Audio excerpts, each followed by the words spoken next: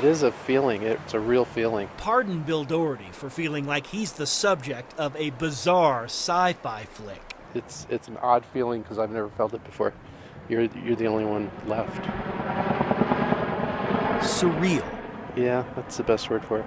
Few words better describe the feeling of isolation in a part of town that is now largely vacant.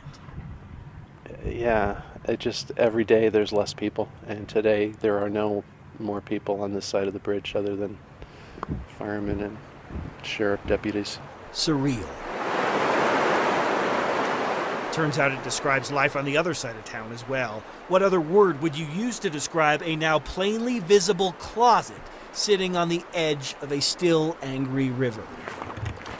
But I think we took the brunt of it right here. But take a walk down Greg Johnson's now crumbling road and take a left at the car, and you will understand the true depth of what's taking place in Lyons right now. Welcome home. A few nights ago, the river at the Riverbend Mobile Home Park jumped the bend and poured. Go ahead. It's all right. Poured right into Greg Johnson's home. The depth of the problem here is now measured in the amount of sediment that currently rests on his kitchen floor. You know, I could be worse, but I lost everything, and that's just the way it is. The way it is. No power, no water, at least not the stuff you can drink, and no hope of normalcy returning anytime soon. It's the way of life that they're missing out on, or that they've lost, more so than their possessions. 140 buildings is the official tally in Lyons. I ain't going nowhere. Because I love this place, man. Johnson says, surreal or not, he still can't imagine life anywhere else. I just like the little town, you know, the little town community. It's a good place. Chris Vanderveen. I'm not going anywhere. 9 News.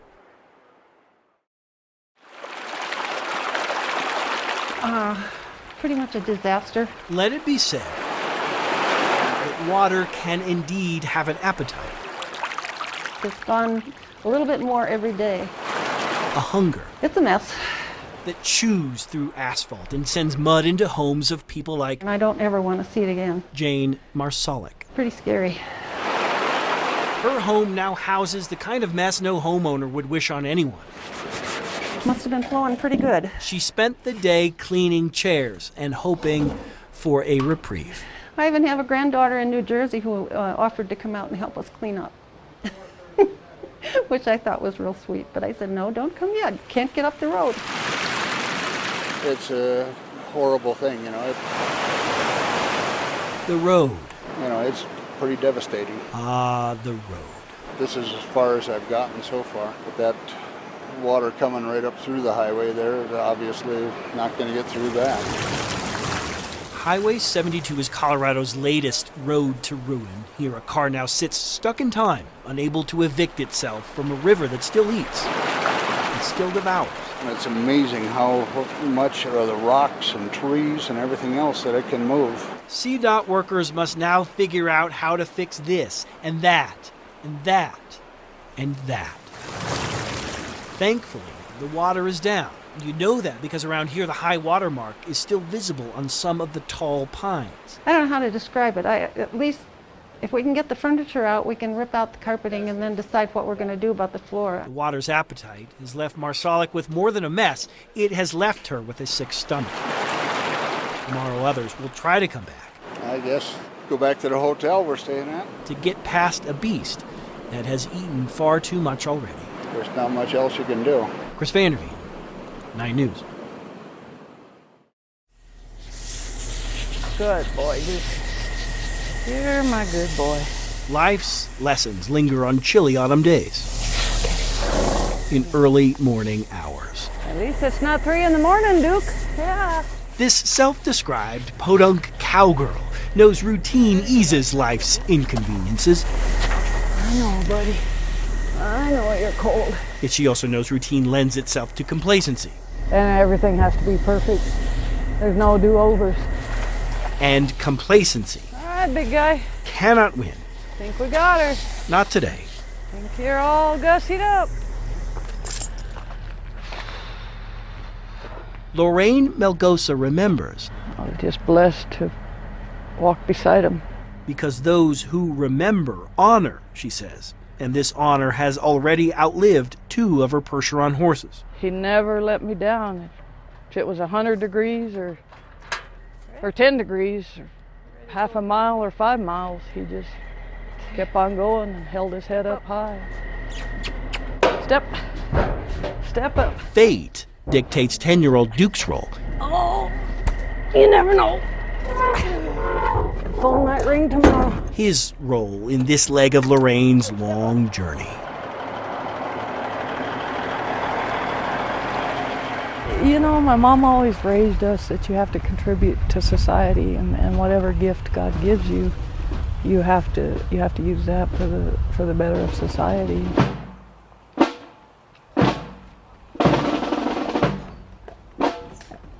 Measure the cost of war, not in numbers, she says, but in names. Every one of them is special. Every one of them has a story. Staff Sergeant Liam Nevins' life story meant so much more than the 32 years he spent living it. It brings you to your knees when you realize that a stranger died for you.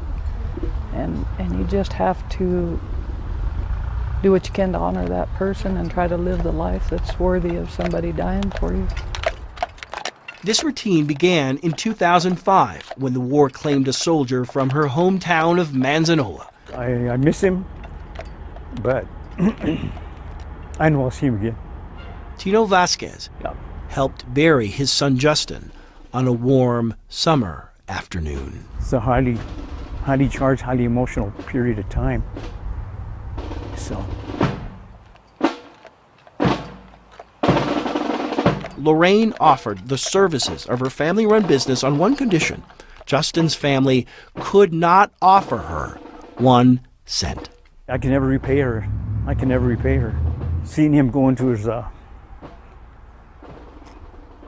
final resting place was awesome. It was awesome. That was a great service to him. And so it began. 1 time became 2, 2 became 10, and 10 became 50. Whenever a Colorado service member died in the war, her 1867 hand-carved caisson and pulling Percheron arrived to accompany on those final few steps. The family's going to remember this for the rest of their life, and it's my job to make it a good memory.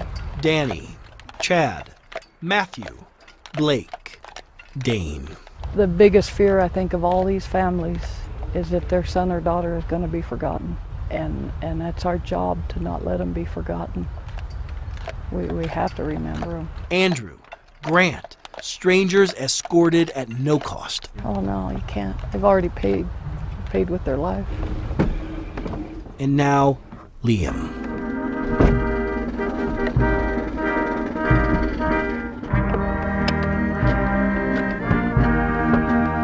Liam Nevins.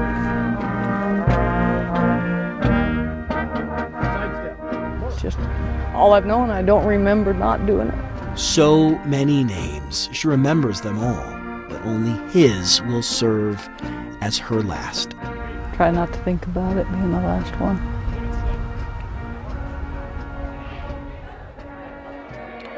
Look at these pictures and you'll see I've aged and I've gained a few pounds too. Life's lessons linger inside retirement parties as well. There you are. Come on, you guys. A woman who spent so many years remembering, honoring, wonders why she now finds it impossible to forget. Would you hurry up so I could cry?